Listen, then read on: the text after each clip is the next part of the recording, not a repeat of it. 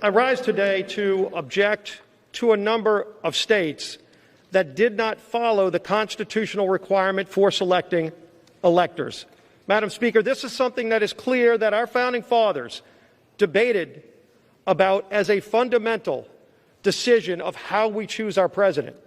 There was a lot of back and forth, if anyone reads the founding documents of our country, about the different versions they went through to ultimately come up with a process where each state has elections, each state has a process for selecting their electors and sending them to Washington. And, Madam Speaker, in a number of those states, that constitutional process was not followed, and that's why we're here to object.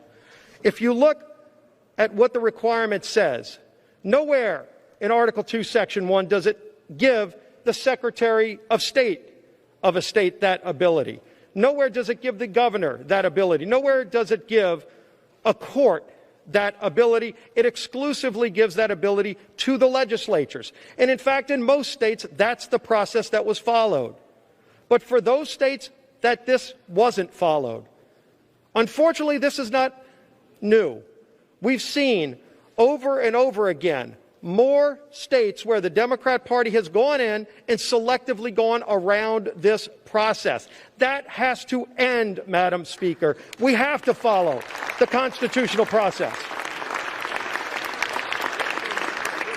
Now, there might be reasons why some people don't like the process laid out by a legislative body. Madam Speaker, I served on one of those legislative bodies when I was in the state legislature for 12 years.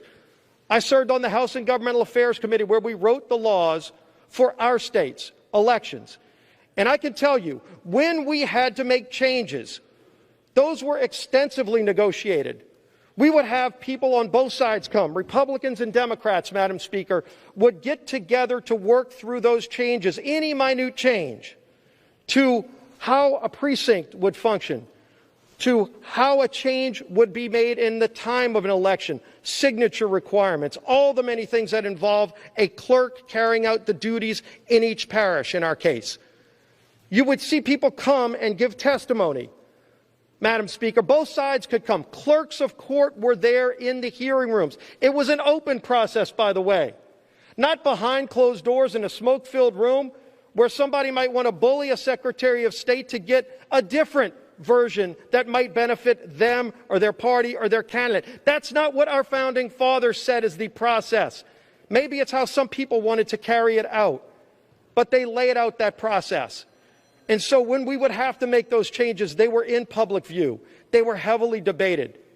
And then ultimately, those laws were changed in advance of the election so everybody knew what the rules were. People on both sides knew how to play the rules before the game started, not getting somewhere in the process and saying, well, you don't think it's going to benefit you, so you try to go around the Constitution. That's not how our system works. It's gotten out of hand. And so President Trump has called this out.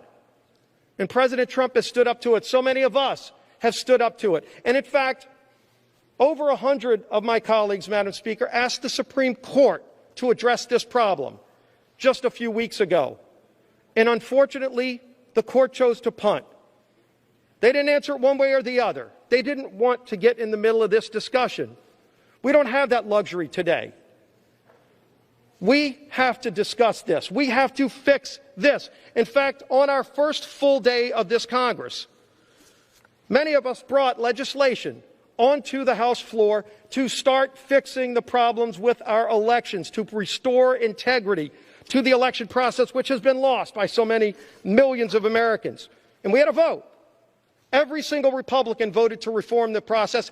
Every single Democrat voted against it. They don't want to fix this problem. But the Constitution is our guide. And it's time we start following the Constitution. It's time we get back to what our founding fathers said is the process for selecting electors. That's the legislatures. In public view, not behind closed doors, not smoke-filled rooms, not bullying somebody that might give you a better ruling. Let's get back to rule of law and follow the Constitution, Madam Speaker, and I yield back the balance of my time. Gentleman's time has expired. For what purpose does the gentlewoman